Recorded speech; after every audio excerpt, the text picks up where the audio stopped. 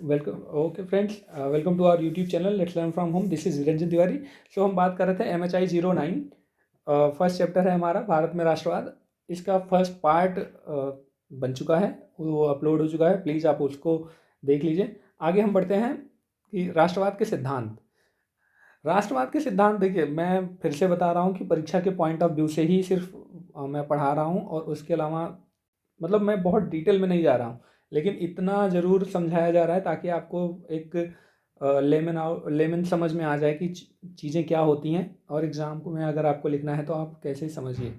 ठीक है। और दूसरी चीज़ मैं जो एक बार वो कर रहा था कि हम मतलब हमारा चैनल एक बीएड हिंदी में बीएड जो प्रोग्राम है उसके लिए लेक्चर सीरीज़ लाने की कोशिश कर रहे हैं। तो प्लीज़ आप लोग अपना सजेशंस दे सकते हैं कि उसमें क्या हो सकता है, या किस तरह से आप चाहते हैं, या अगर आप बीएड करना चाहते हैं या नहीं, शुरू किया जाए या नहीं, वगैरह वगैरह।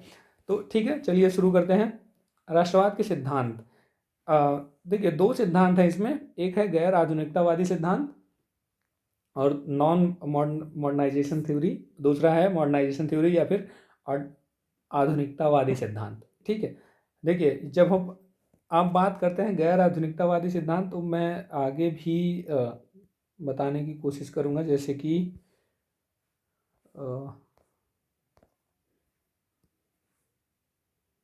देखिए यहाँ पर भी है आधुनिकतावादी। तो मैं क्वेश्चन भी बताऊंगा कि किस तरह के क्वेश्चन इसमें आते हैं। तो सबसे पहले हम अगर बात करते हैं आधुनिकतावादी सिद्धांत, यहीं से हम उठाएंगे दोनों सिद्धांतों को, क्योंकि उसमें थोड़ा सा कम दिया हुआ है।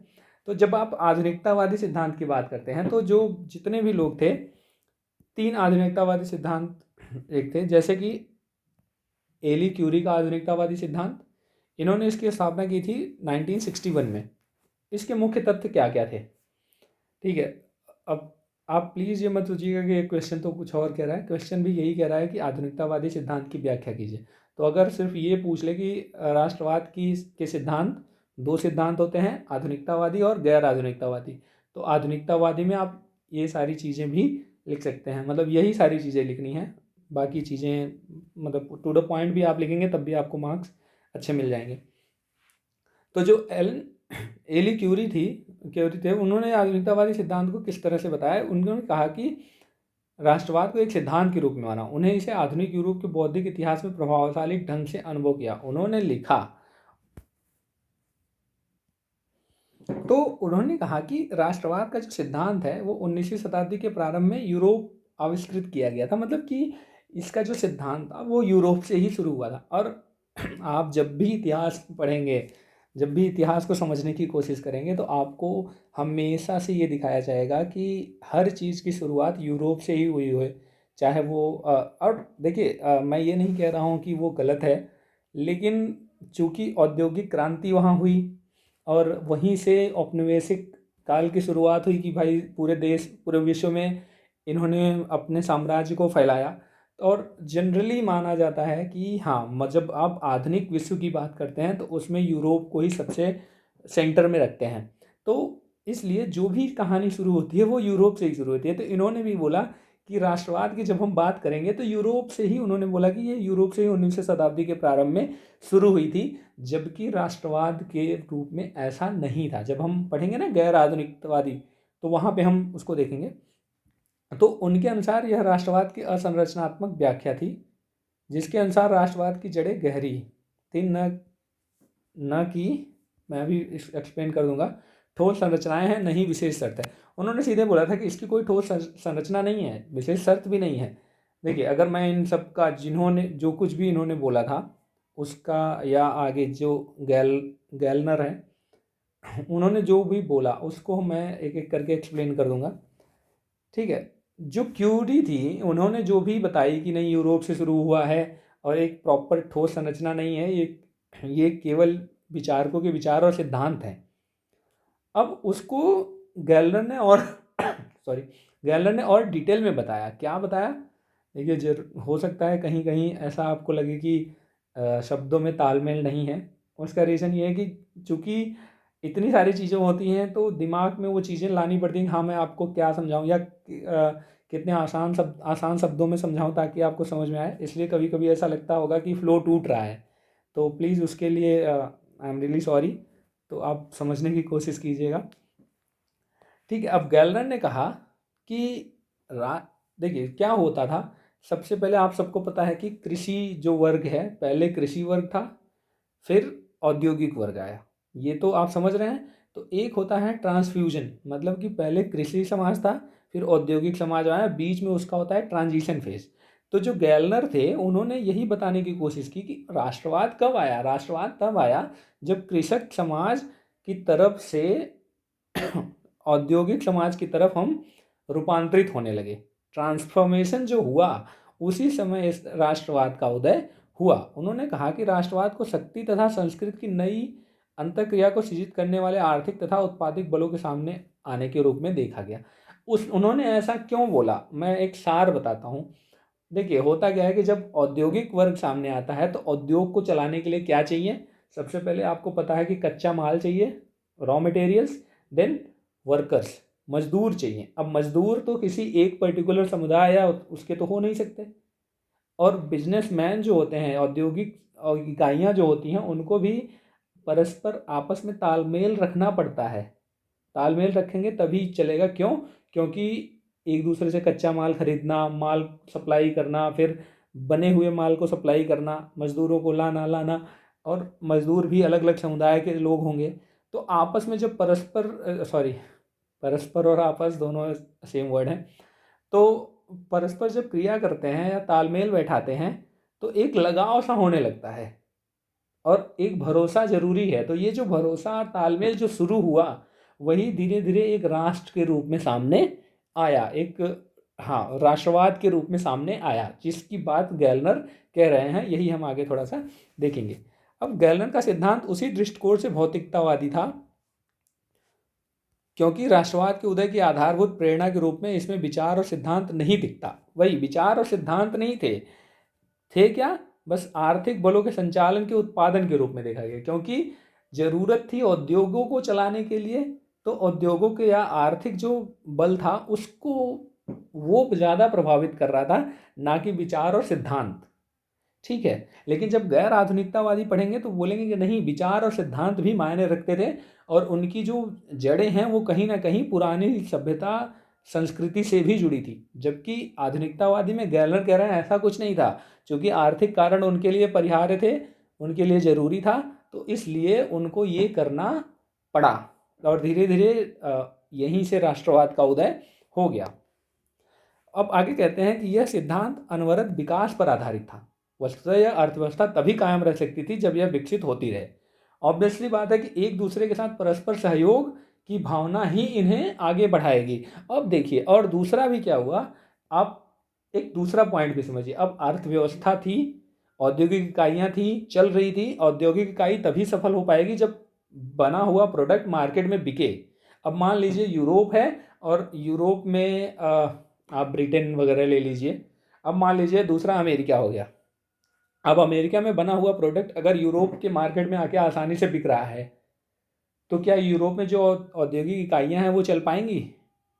ऑब्वियसली बात है, नहीं चल पाएंगी। तो औद्योगिक इकाइयां जो यूरोप में हैं वो चलती रहें, उसके लिए वो एक आपस में परस्पर संबंध बनाते हैं और एक भरोसा रखते हैं कि नहीं, हम इतने एकजुट हो जाएं कि बाहर के जो माल हैं, बाहर का जो प्रोडक्ट है वो यहाँ ना आ पाए।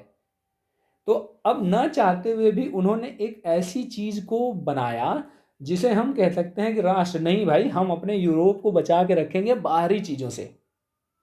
अब चूंकि वो एक्चुअल में यूरोप नहीं है, उसमें बहुत सारी चीजें हैं, बहुत सारे देश हैं, बहुत सारे लोग हैं, विभिन्न समुदाय के लोग हैं, पर उन्होंने न चाहते हुए भी अपने आर्थिक हितों को बचाने के लिए एक साथ एक चेतना जगाई, एक सहयोग किया, जिससे एक राष्ट्र का निर्माण हुआ या एक राष्ट्रवाद का निर्माण हुआ।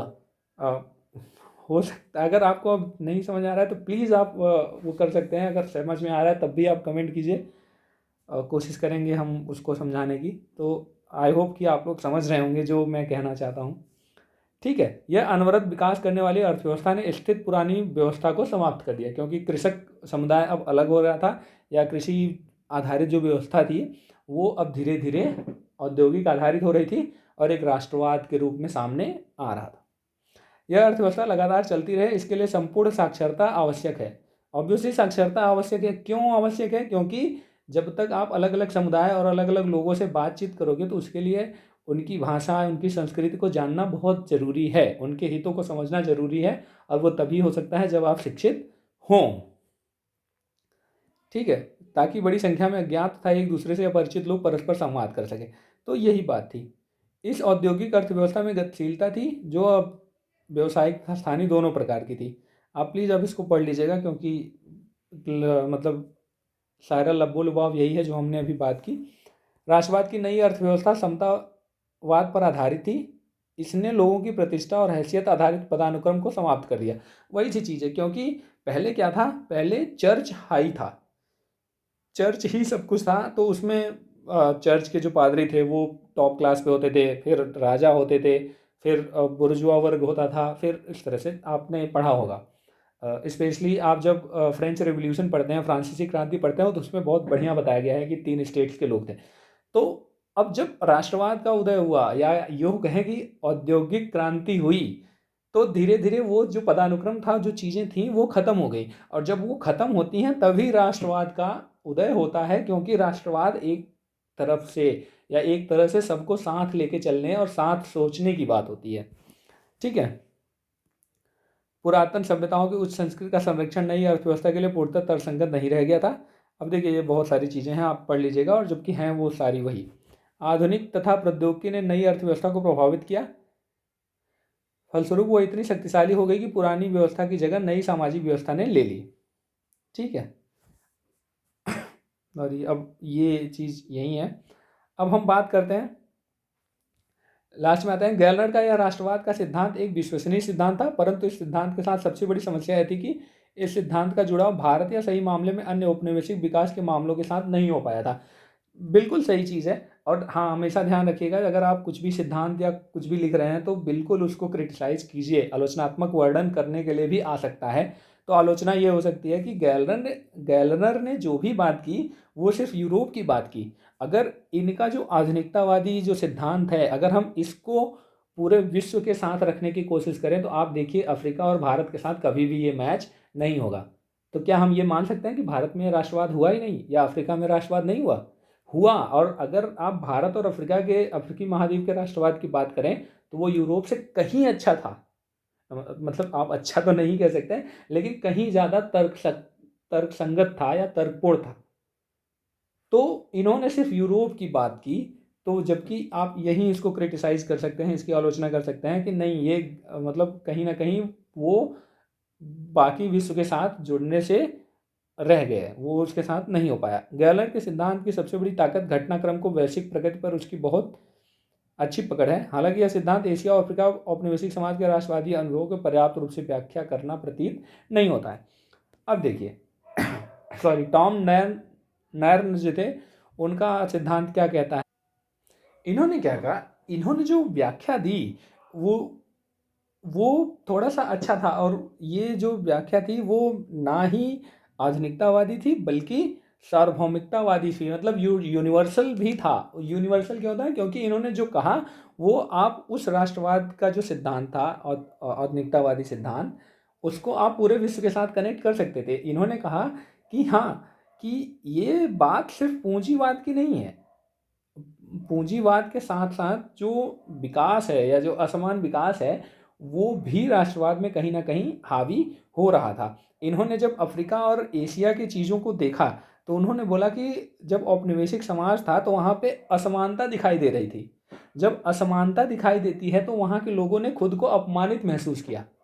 वहाँ के जो पढ़े लिखे लोग थे, जो सम्भ्रांत वर्ग थे, उन्होंने ये दिखाने की मतलब बताना शुरू किया या ये समझना शुरू किया कि इससे तो उनका वर्चस्व खत्म हो रहा है, या उपनिवेशवादी जो वर्चस्व है वो बढ़ रहा है।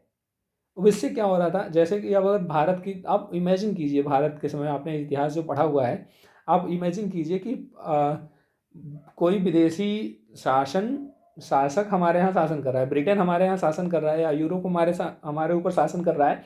तो कितनी असमानता है। हमारी जो पूंजी है वो उठा के ब्रिटेन ले जाई जा रही थी, विदेश ले जाई जा रही थी, और भारत में एक असमानता का भाव पैदा हो रहा था। चाहे जमींदार लोग थे और फिर कृषक वर्ग थे, तो इससे क्या होता है, ये अब खुद को अपमानित महसूस करते हैं, और जब अपमानित महसूस करते हैं तो उससे क्या होता है,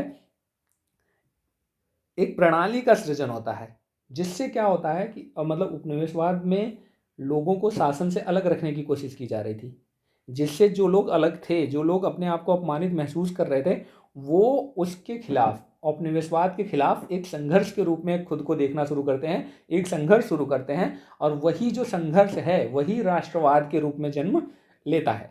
वो ये दिखाने की कोशिश कर रहे थे, और ये जो सिद्धांत था इनका, वो कहीं ना कहीं यूरोप के साथ साथ अफ्रीका और एशिया के जो देश हैं भारत के साथ मिलके, वो उनके साथ भी ये कहीं ना कहीं जुड़ रहे थे। उन्होंने कहा कि इस युग में पूंजीवाद के दो चेहरे स्पष्ट हो गए थे। एक और जहां यूरोपीय विश्व में इससे संपत्ति समृद्धि और गतिशीलता आई, दूसरी ओर इससे आर्थिक विषमता और उपनिवेश के लोगों का राजनीतिक शोषण हुआ। राष्ट्रवाद इसी स्थिति के खिलाफ एक प्रतिक्रिया थी। तो आप समझ रहे हैं ना, क्योंकि चेतना जगी कि भाई हमारे साथ गलत हो रहा है। और आगे जब चलेंगे ना, जब हम भारत के राष्ट्रवाद की बात करेंगे, तो हम देखेंगे कि इंडियन नेशनल कांग्रेस ने 1885 के बाद भारत में राष्ट्रवाद जगाने में कितनी बड़ी भूमिका अदा की।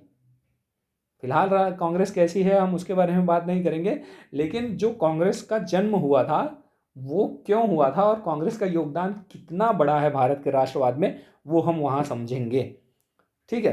तो औपनिवेशिक समाज के संभ्रांत को वर्चस्व शोषण था उसके अलग रखने वाली इस स्थिति के खिलाफ होने वाले प्रतिरोध को संगठित करने के लिए पहल करनी पड़ी। ठीक है। तो यही कह रहे हैं कि अब नेक्स्ट इन्होंने कहा कि राष्ट्रवाद लाने में मध्य वर्ग के बुद्धिजीवियों, जो इंटेलेक्चुअल पर्सनालिटीज थे, उनका रोल बहुत बड़ा था। आप जब अब थोड़ा सा पीछे जाइए, आप इसको भारत के साथ तुलना कीजिए। जो भारत के कांग्रेस के लोग थे, उन्होंने ये बोला था कि भारत, तो उन्होंने कहा कि लोगों को शिक्षित करो, लोगों को समझाओ, लोगों को एकजुट बनाओ, और शिक्षा पर जोर इसलिए दिया गया, चाहे वो गांधी जी हों, चाहे वो जवाहरलाल नेहरू हों, चाहे उसके पहले और भी लोग हों, विवेकानंद हो वगैरह वगैरह, इन सब ने क्यों शिक्षा पे जोर दिया? शिक्षा पे जोर जो बस इसलिए दिया गया क्योंकि हम शिक्षित होंगे तो हम समझेंगे कि हमारे साथ कितना बड़ा अपराध या हमारे साथ कितना शोषण हो रहा है हमारा। तब हम राष्ट्रवाद की जो चेतना है वो हमारे अंदर विकसित होगी, और तब हम आगे बढ़ेंगे। तो ये बहुत ज़रूरी था। तो इसी प्रकार हम देख रहे हैं कि नयर जो थे, उनका जो सिद्धांत था वो बिल्कुल आधुनिकतावादी सोच थी, और वो पूरे सार्वभौमिक थी, मतलब पूरे विश्व के साथ उसको एक दूसरे हम कनेक्ट कर सकते थे। ठीक है।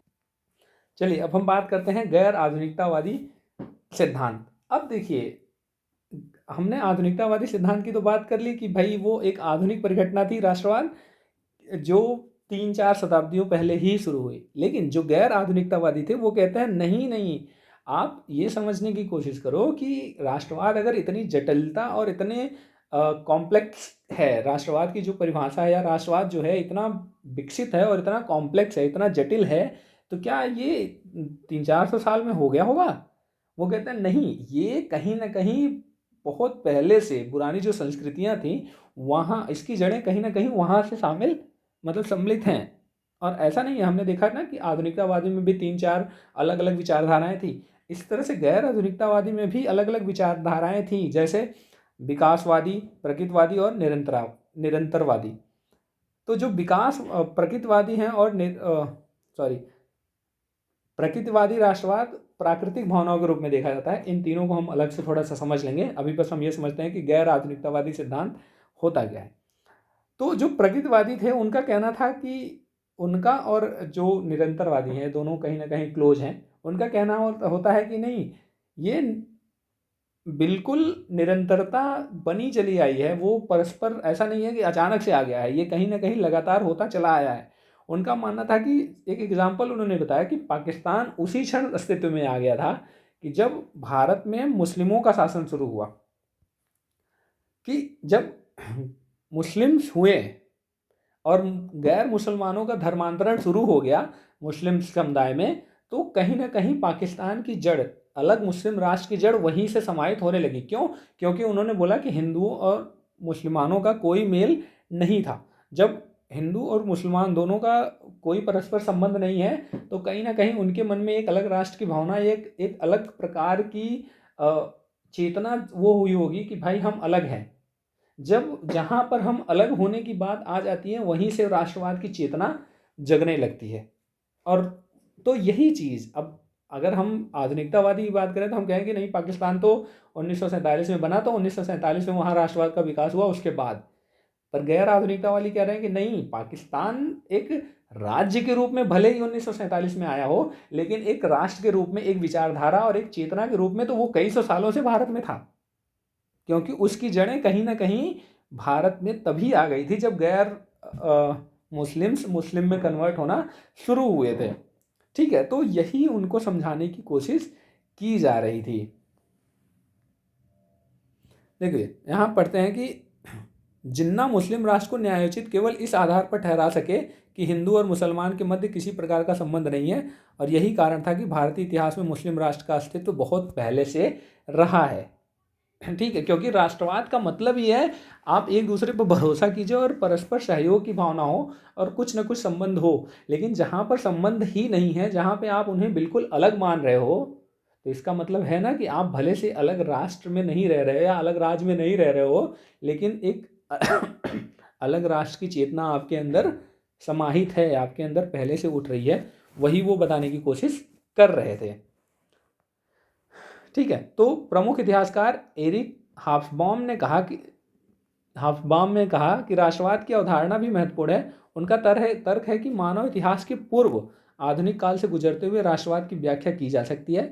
पूर्व उपस्थित संस्कृतियां, विरासतें, विभिन्न अन्य नैतिक संधियां, भावनाओं और पूर्व स्मृतियों पर राष्ट्रवाद केंद्रित है, जो पीढ़ी दर पीढ़ी एक दूसरे के साथ बढ़ती है और राष्ट्रवाद के युद्ध में योगदान देती है। और ये बिल्कुल मतलब आप देखो तो ये भी सही है। क्यों? क्योंकि अब चूंकि अलग अलग समुदाय, अलग अलग संस्कृति के लोग भी तो कहीं ना कहीं एक दूसरे के साथ परस्पर जुड़े हुए थे। अलग संस्कृति के लोग थे तब भी वो एक दूसरे के साथ जुड़ रहे थे, उनके साथ उनकी चेतना भी जुड़ रही थी, जो धीरे धीरे चल के एक राष्ट्र के रूप में सम्मिलित, मतलब सॉरी, एक राष्ट्र के रूप में सामने आई। तो आप ये बिल्कुल नहीं कह सकते कि नहीं ये आधुनिक विचारधारा है या तुरंत आई है। वो मन में है, उनके दिमाग में या उनके अंदर थी, वही धीरे धीरे धीरे धीरे धीरे धीरे राष्ट्रवाद के रूप में सामने आई। जैसे अगर जो मैंने पहले एग्जांपल बताया कि जो राजा थे या जो भी लोग थे, अगर उन्होंने मना कर दिया होता तो तब तो राष्ट्रवाद की कोई बात होती ही नहीं। लेकिन उनके मन में भी वो चीज़ें थी, क्योंकि वो लोग भी कहीं ना कहीं खुद को इससे जुड़ा हुआ महसूस करते थे। तो इस तरह से ये चीज़ें सामने आई और राष्ट्रवाद वो हुआ।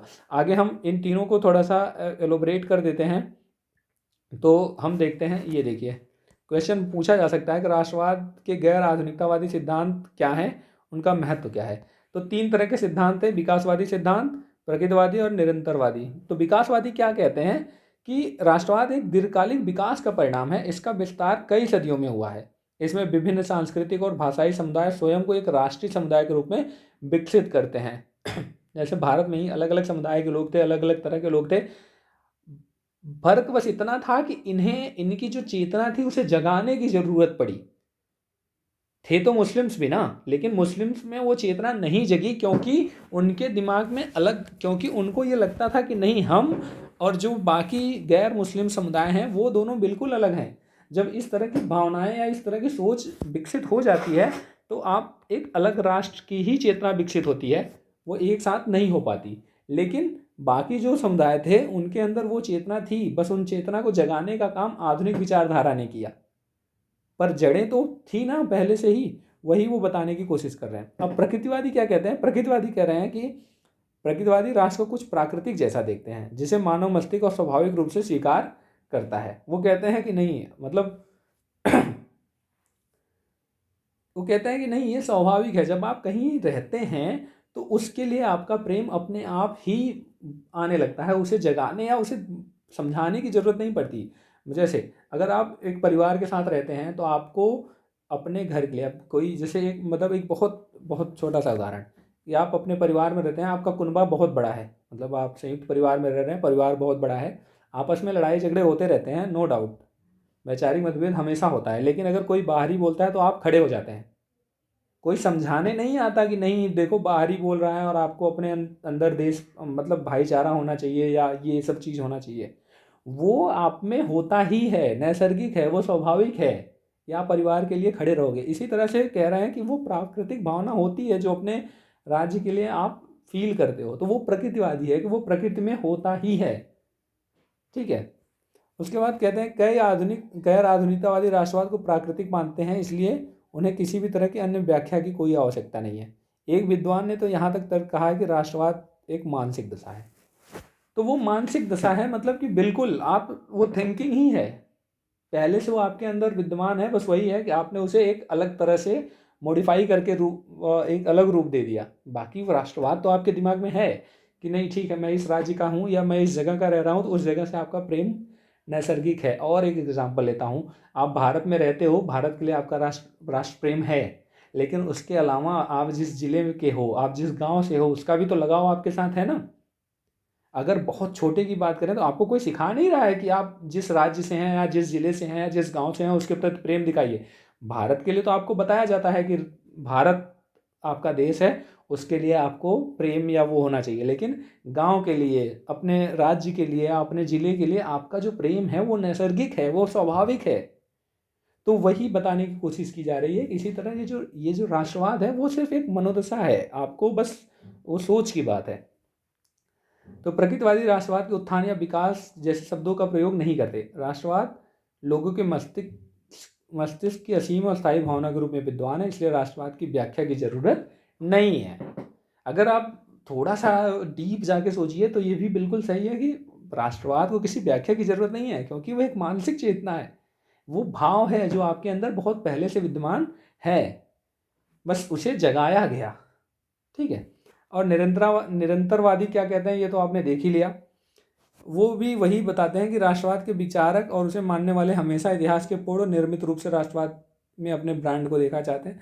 उन्होंने वही बताया कि पाकिस्तान राष्ट्रवाद के विचारक में प्रचारक मोहम्मद अली जिन्ना 1940 के बाद ऐसा कहते हुए गए कि मुस्लिम राष्ट्रवाद किसी हाल फिलहाल का राजनीतिक विकास नहीं है, बल्कि मुस्लिम राष्ट्र का अस्तित्व मध्यकाल से हुआ है।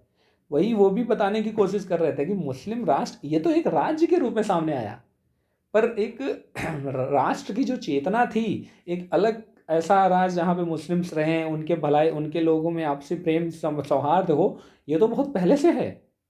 चलिए मैं अगर इसको छोड़ दूँ तो मैं बहुत, चलिए मिडिल में चलते हैं, मतलब जो ये बताने की कोशिश कर रहे थे मध्यकाल में चलते हैं, जब ईसा मसीह आए, सॉरी माफ़ कीजिएगा, जब पैगंबर मोहम्मद आए, पैगंबर मोहम्मद मक्का से मदीना गए, या जो उनकी जर्नी थी, तो वो क्या कर रहे थे कि गैर मुस्लिम समुदाय के लोगों को मुस्लिम बनाते जा रहे थे, मतलब उसमें कन्वर्ट करा रहे थे, और ऐसी जगह की तलाश कर रहे थे जहाँ पर सिर्फ मुस्लिम्स रह सके। तो वहाँ और उनके दिमाग में भी तो यही था ना कि जो मुस्लिम्स हैं वो सब मिल के रहेंगे, वो सब एक दूसरे के साथ, उनकी जो चेतना है वो जुड़ी हुई होगी। तो क्या वो राष्ट्र नहीं था, वो एक राष्ट्र की परिकल्पना नहीं थी। भले से ही 1940 या 45 के बाद एक अलग पाकिस्तान बना, पर वो जो विचारधारा थी, वो जो मानसिकता थी, वो तो बहुत पहले से चली आ रही थी ना। तो बस वही है निरंतरता या निरंतरवादी। ठीक है। जिन्ना ने अपने भाषण में पाकिस्तान राष्ट्र, ये आप देख लीजिएगा। तो ठीक है, अब आपको समझ में आ गया होगा कि राष्ट्र क्या है, राष्ट्रवाद क्या है, और फिर उनके दोनों सिद्धांत क्या है। ठीक है, थोड़ा लंबा हो गया, और अब आगे हम चैप्टर को इस तरह चलते रहेंगे। प्लीज़ आप अपने फ्रेंड्स को भी बोलिए सब्सक्राइब कर लें, आप भी चैनल सब्सक्राइब कर लीजिए।